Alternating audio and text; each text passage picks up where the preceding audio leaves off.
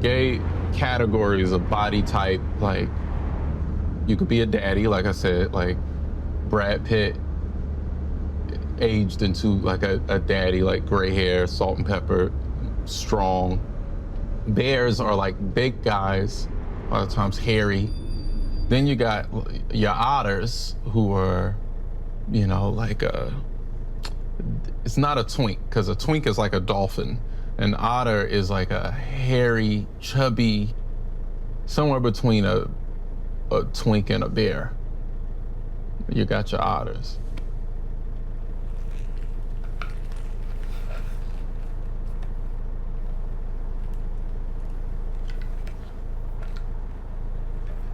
Then you got your twunks. Some people call those muscular twinks.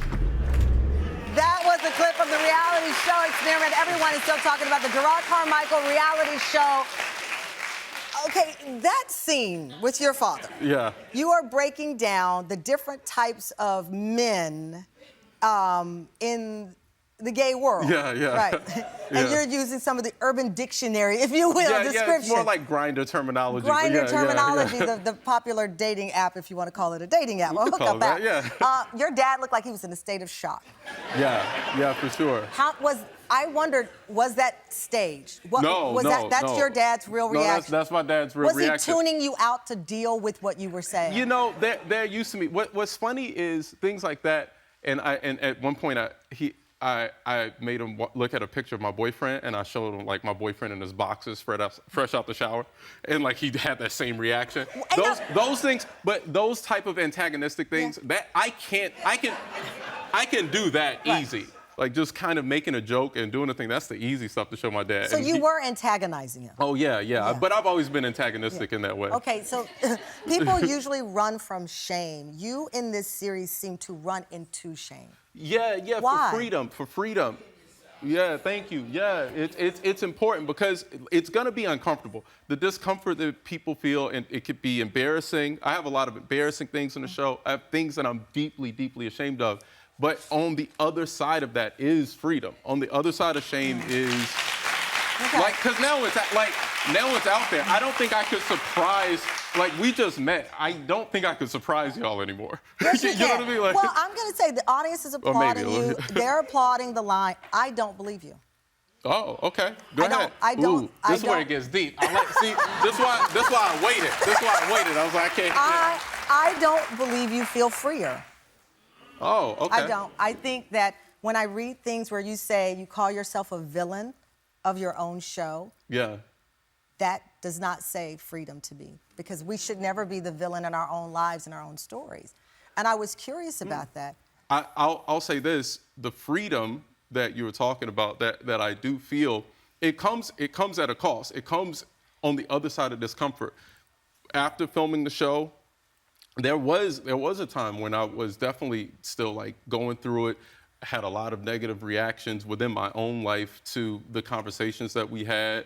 I had to deal with that. That was really, really uncomfortable. But it did lead to more conversations, which made me happier. I do feel better now. I feel actually able to accept what is. And that took a lot of time, but I'm finally there. When you say I'm able to accept what is, what does that mean?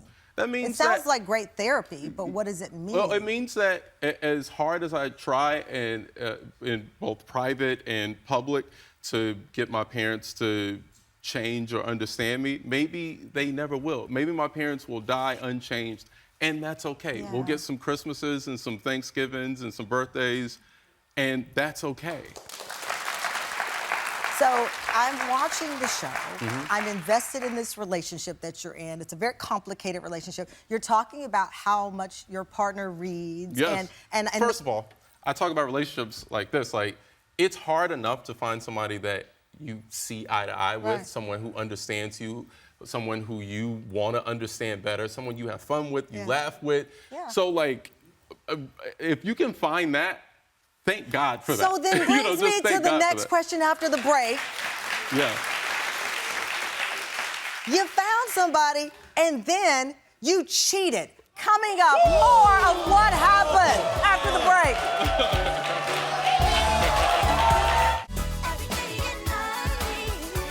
Like even a person who goes and cheats, a person who chooses to go and murder, and just using some different scenarios here, whether you're a murderer, sinner, or chose to live the gay life, I love you just the way you are. I'm gay. I'm not choosing to be gay. I think in fact, did the opposite for most of my life. I was trying to choose not to be gay because I felt that being gay was wrong, and I saw your reaction to gay people, and it scared me. I mean, you compared me to, like, a murderer twice since we sat in the park. Like, I've been, like twice, like, compared to, like, a murderer. Like, you know, if you're gay or you murdered someone, and, like, it's like, oh, okay, cool. Like, my mom accepts me as she would accept Jeffrey Dahmer. That was a clip from the Jerrod Carmichael Reality Show. The Daily Beast says there's nothing else on TV like it. Jerrod is still here with us. That's your mom, Cynthia. How are things now? You know what's funny? My mom hasn't called me since the finale, and part of the reason I'm doing the show is because I know she's watching, so call me. No, but I'll tell you, in many ways the relationship is better because it's more open, but also when you see stuff like that, it's hard because you have to deal with, like, we're able to watch ourselves in a way that in conversation you're saying things that you feel, but when it's not recorded and you're not running it back and you're not, like, hearing the thing that you said to someone, like, you're able to forget, and you sometimes don't know how heavy the words that you use are and how much they could affect the person you're speaking to. So I think that like my mom seeing this, like with me watching it, it's not easy for me to watch these moments because it's like. But weeks have gone by and you've not spoken with her? Well, it's been I don't want it to sound like super dramatic. We can go like a couple weeks, but I do think that since the finale, we're due for a conversation, and I think, like, we're both, and me too. I haven't called either. I think it's a little bit of a standoff. Like, all right, do I call? Okay, that Does is she call? interesting because the superhero of the whole series is your sister-in-law for me. Yeah. Your sister-in-law Valencia pointed out when you came out to the family in the show. She said they didn't stop talking to you. You stopped talking to all of us. And she said it affected your brother, it affected your nieces and your nephew. And I wondered from the perspective of the fact that it took you so long to be able to say out loud, I'm gay. Mm-hmm. Did you offer your parents and your mom, who is a devout Christian, and we might have opinions on how the church makes people think something, but did you give her grace that you were asking her for? Yeah.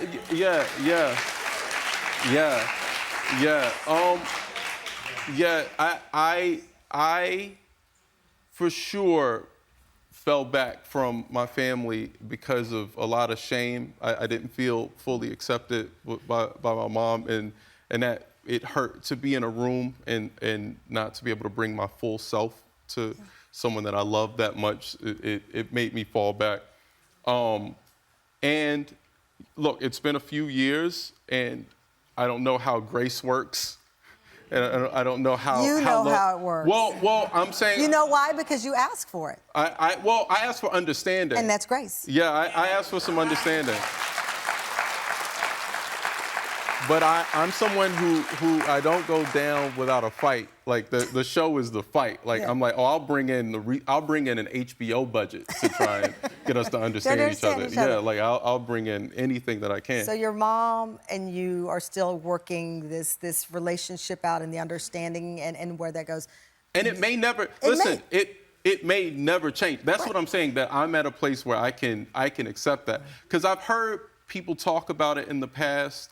Just like, oh, I came out and I had this, like, it was hard for me and my family, or it was difficult with me and my mom, and I didn't understand exactly what that meant. Like, it seemed a little vague to me. And so I wanted to make a show that clarifies the chasm. What is the distance between me and my mom? Like, why isn't there understanding? Why do I feel a lack of respect? Why does she feel a lack of understanding? Like, how can we bridge that gap? Right, how do you bridge the gap? How do we bridge that gap? And the show is my attempt. That's all I can do. And that's what I felt. Attempt. I felt that, and I saw the end. So the big question is, you laid it all out there. Was it worth it? Oh, for sure. The whole series was worth it. Oh, for sure. Not just the paycheck from HBO. No, because these are conversations I wouldn't have had, and I explored parts of myself in my life that I wouldn't have done without the structure, without the goal, like set, like laid out in front of me like that. And I do feel that I'm telling you, that was a recent realization that I had, that maybe everything's okay. I had a lot of anxiety. I was always worried about things, worried about my relationships, worried about some type of reconciliation with my parents before it's too late, worried about ruining a relationship with someone that I love. And all these things are explored on the show. I mean, there's more. Are you going to do season 2? I mean, I think I gotta, right now I feel too at peace. There's not enough chaos. So I had so many thoughts coming into this interview, but I do appreciate your honesty and I appreciate the vulnerability. And I also think that somewhere along the line of this show, separate from the headlines, was a lesson, I think, for all of us in this search for peace and understanding. And I think between you and your mom, that was the big takeaway for me. It's a search for understanding from people who have loved us from day one and don't always get us. Yes, and that search, like, not to put it in vague terms, that search can be uncomfortable. And that's what I think. Wow. If you watch the show, like, you'll experience some discomfort because I was uncomfortable. Thank you to Jerrod Carmichael.